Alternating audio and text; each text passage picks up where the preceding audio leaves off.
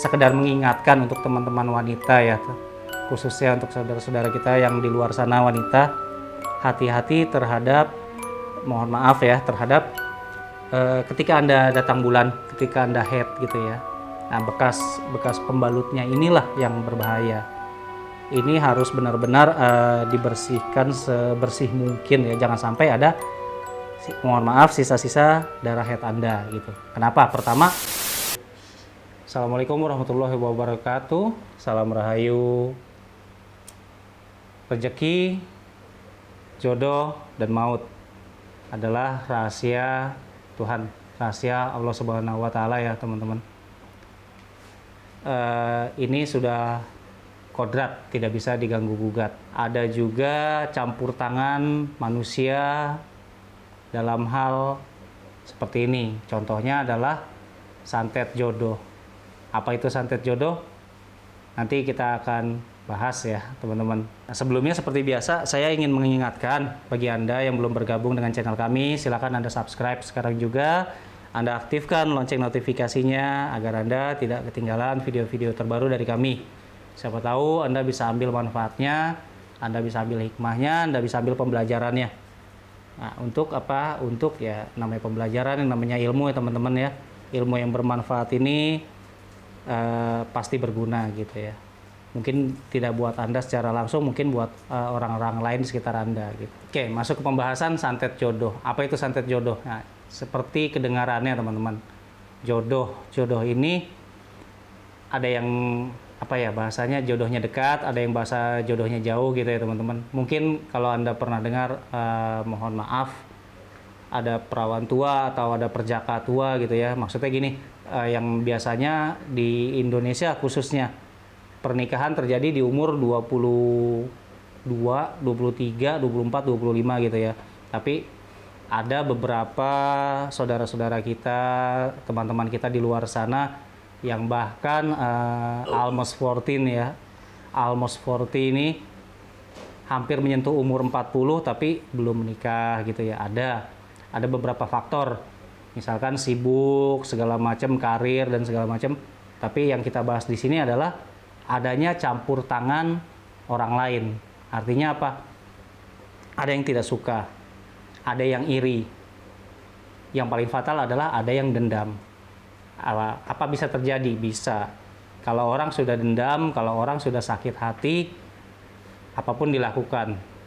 Termasuk mendatangi oknum-oknum tertentu, termasuk mendatangi dukun santet. Dia misalkan gini, saya pernah berhubungan dengan seorang wanita gitu ya, tetapi karena sesuatu hal tidak cocok, tidak terjadi, terus akhirnya putus gitu ya. Nah, pasangan saya ini misalkan tidak terima, dendam dan sebagainya, bisa saja dia mendatangi dukun santet agar apa, santet jodoh misalkan, supaya apa? Supaya saya tidak dapat jodoh lagi gitu ya, seumur hidup misalkan membujang atau seumur hidup menduda atau apa gitu ya. Intinya tidak dapat pasangan lagi gitu ya teman-teman. Tujuannya apa? Pertama mungkin tujuannya agar kembali lagi kepada pasangan yang sebelumnya ini. Yang kedua adalah ya karena dendam, pelampiasan aja sih gitu ya teman-teman. Mungkin dia pelaku ini senang melihat, oh ya bahasa kasarnya apa, gue sumpahin lo nggak laku-laku gitulah ya gitu. Kurang lebih seperti itu teman-teman. Santet jodoh ini seperti apa sih? Jadi gini, si pelaku ini akan mendatangi dukun santet gitu. Dukun santet ini biasanya akan meminta media, karena kalau ilmunya sudah pasti antara mantra dengan jin-jinnya si dukun santet ini gitu ya. Tapi medianya, apa aja sih medianya yang bisa dijadikan untuk santet jodoh? Yang paling pasti pertama adalah foto si target gitu ya.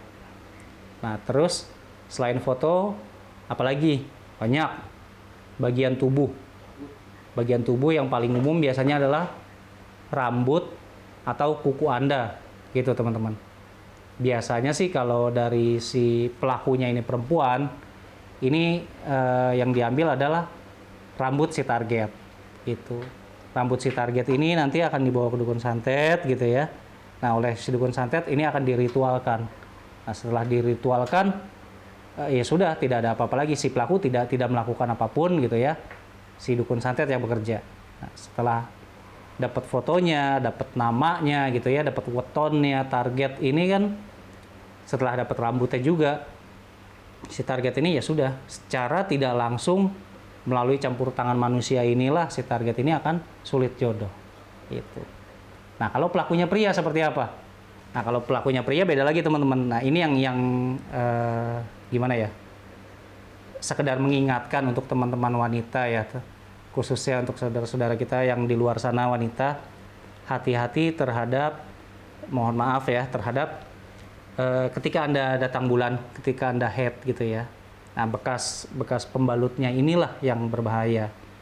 Ini harus benar-benar dibersihkan sebersih mungkin ya. Jangan sampai ada, mohon maaf, sisa-sisa darah head Anda gitu. Kenapa? Pertama, darah head ini yang namanya darah ya. Darah ini pasti makanan jin.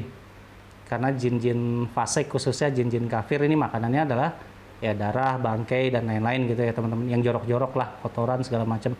Nah, pertama itu. Kedua, darah head inilah yang bisa dijadikan sebagai media. Biasanya itu yang paling ampuh ya, katakanlah. Jadi entah gimana caranya si pelaku ini berusaha untuk mendapatkan darah head Anda ini, darah head si target ini. Nah, inilah yang akan dibawa ke dukun santet. Nah, inilah yang akan diritualkan sehingga perempuan si target ini, korbannya ini akan sulit jodoh gitu. Percaya atau tidak, saya kembalikan lagi ke Anda gitu ya. Kita tidak berbicara musyrik atau apa, tapi ya kembali lagi, yang namanya gaib itu ada. Kita hidup berdampingan dengan gaib ya teman-teman ya. Alamnya hanya beda frekuensi aja. Pasti percaya atau tidak ya kembali lagi ke Anda. Yang pasti adalah jangan pernah Anda melakukan yang namanya ya hal-hal seperti ini sih, santet gitu ya.